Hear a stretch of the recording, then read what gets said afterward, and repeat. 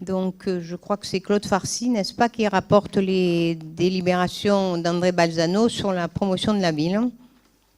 Donc la numéro 5, c'est un partenariat entre la ville de Pen Mirabeau et l'association La FNACA pour disposer de la salle Simone d'Artigue le mardi 11 septembre. Il s'agit d'une réunion départementale qui a lieu assez régulièrement, enfin pas toutes les années, mais assez régulièrement chez nous. Donc réunion de la FNACA. Des questions? Oui, allez-y. Oui, juste une précision que nous avions apportée lors de la commission promotion de la ville. Et merci d'ailleurs d'avoir fait le rectificatif. Nous avons demandé d'obtenir, avant que les délibérations passent en conseil municipal, la liste de l'intégralité des dossiers des subventions demandées par les associations qui sont retoquées par la ville selon vos critères. Pour quelles raisons? Parce que depuis ces derniers mois, nous sommes contactés au moins une fois par mois par des associations différentes qui ne comprennent pas les raisons pour lesquelles on leur refuse l'accès à certaines demandes de subventions. Donc c'est la raison pour laquelle on vous demande ce listing-là. Et deuxième chose, on a aussi été mis en porte-à-faux par ces mêmes associations, puisque jusqu'à maintenant, il était noté dans les délibérations, vu la présentation, l'analyse et l'avis favorable de la commission. Or, en commission promotion de la ville, culture, à aucun moment nous n'analysons un dossier. Pour bien réexpliquer aux associations comment ça fonctionne, en commission, vous nous présentez ce document, on peut poser des questions, mais en aucun cas, nous n'analysons le moindre dossier. Donc on a été un peu mis en porte-à-faux par certaines associations qui nous ont dit « mais comment vous pouvez voter certaines choses alors que vous n'analysez rien ?» Je prends un exemple. En commission avec Aline Oreille, à chaque fois qu'une subvention arrive, Madame Oreille a l'intégralité du dossier, et si nous voulons avoir accès au dossier, il est sur place. Pour l'instant, on ne le demande pas, mais en tout cas, il est à disposition. En commission culture, il n'y a rien, une seule délibération, et il était noté analyse jusqu'à maintenant. Donc merci d'avoir supprimé ce mot-là, et on tenait bien à réexpliquer qu'il n'y a aucune analyse en commission. C'est bien la présentation d'une délibération. Donc, qui est contre? 2 contre. 3? Non, parce qu'il y a un pouvoir là, oui, 3. Qui est pour? Qui s'abstient? Adopté. La 6, c'est une convention de résidence artistique avec l'association Mascarilla pour le prêt de la salle La Capellana. Donc c'est des choses qu'on fait habituellement avec un certain nombre de compagnies. Donc, je crois que la compagnie Mascarilla, on la connaît bien et que donc ça va être quelque chose de sûrement très bien. Il y a des questions? Non. Qui est contre? Qui est pour? Adopté. Donc. La 7, c'est une convention d'objectifs à l'association, le syndicat Initiative et la ville de Pen Mirabeau pour l'ensemble des manifestations qu'elle organise. Donc ça c'est la 7 ou c'est que je l'ai mis? C'est bien la 7 ça? Ah, c'est moi qui en ai bon. Bon, donc est-ce qui a des questions? Pas de questions. Donc, pour la convention avec le syndicat Initiative, qui est contre? Qui est pour? Donc, adopté. Donc, la 8, c'est une attribution de subvention à l'association Les Tréteaux de la commune pour un montant de 400 €. Qui est contre? Qui est pour? Qui s'abstient? Adopté. La 9. La 9, c'est une attribution de subvention à l'association À l'ombre bleue de l'Olivier pour un montant de 300 €. Qui est contre? Qui est pour? Qui s'abstient? Donc adopté. La 10. La 10, une attribution de subvention à l'association Cinéaste Vidéo Associée pour un montant de 1 100 €. Qui est contre? Qui est pour? Qui s'abstient? Adopté. La 11. C'est une attribution de subvention à l'association Les Magiciens Penois de 1 200 €. Et cette année, il y aura le Festival de Magie qui va fêter ses 20 ans. Oui, si vous voulez voir Dany Larry en vrai, c'est l'année ou jamais, pas ce samedi, le suivant, hein, parce qu'on le voit toujours à la télévision. Et je suis la première étonnée que tout son matériel puisse tenir sur la scène de Tino Rossi, mais bon, c'est une gageure que l'association a prise. Donc, qui est contre? Qui est pour? Qui s'abstient? Adopté. La 12, c'est une attribution de subvention à l'association pour la défense et la conservation du patrimoine pour un montant de 6 500 €. Qui est contre? Qui est pour? Qui s'abstient? Adopté. La 13, c'est une attribution de subvention à l'association amicale Sral-Pénois pour un montant de 700 €.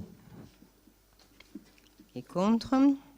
Qui s'abstient? Donc, qui s'abstient, oui. Qui est pour, donc? Je ne fais pas exprès pour vous tromper, hein. C'est moi qui me suis trompée.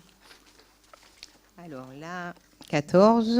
C'est une attribution de subvention à l'association syndicat initiative pour un montant de 4 850 €.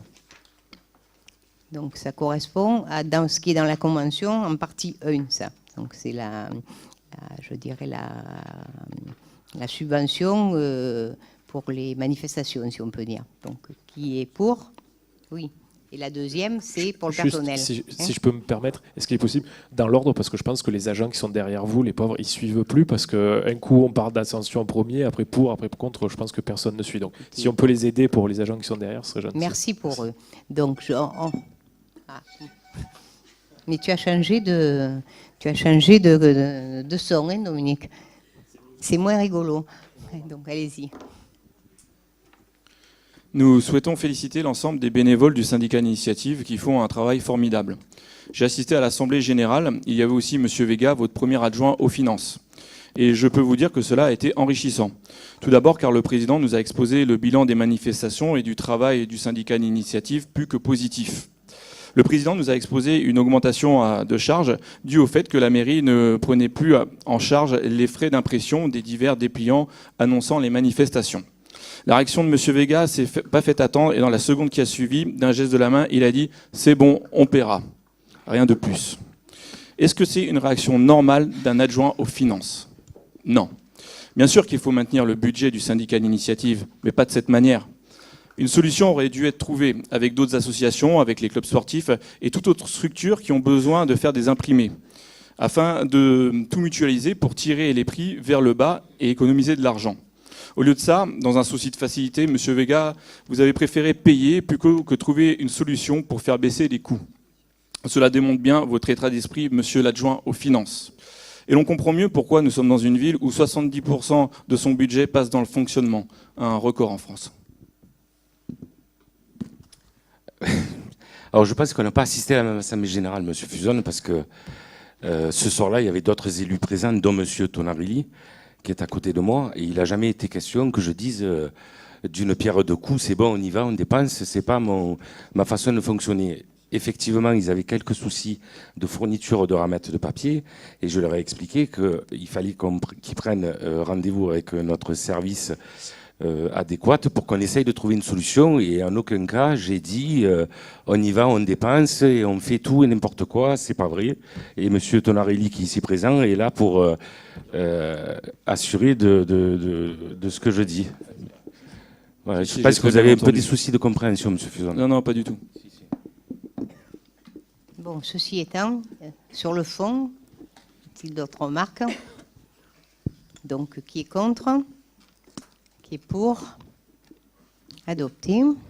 Donc, la 15, qui est l'autre volet du syndicat initiative relatif au personnel.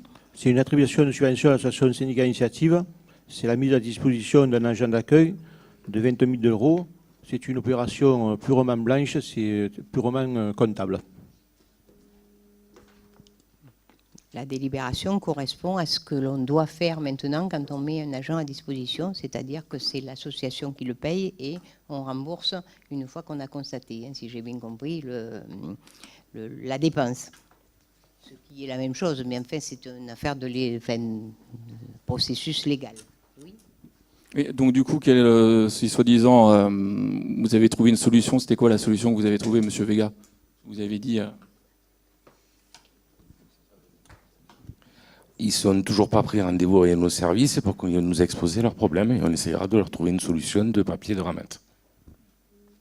Et le fait qu'il y ait une augmentation de subventions, ça n'a rien à voir avec ça? Non, la prise en charge de l'agent d'accueil, c'est le salaire de l'agent d'accueil. Non, en fait, excusez-moi, non, pas par rapport à l'agent d'accueil, je revenais sur la délibération juste d'avant. Il y a une augmentation de...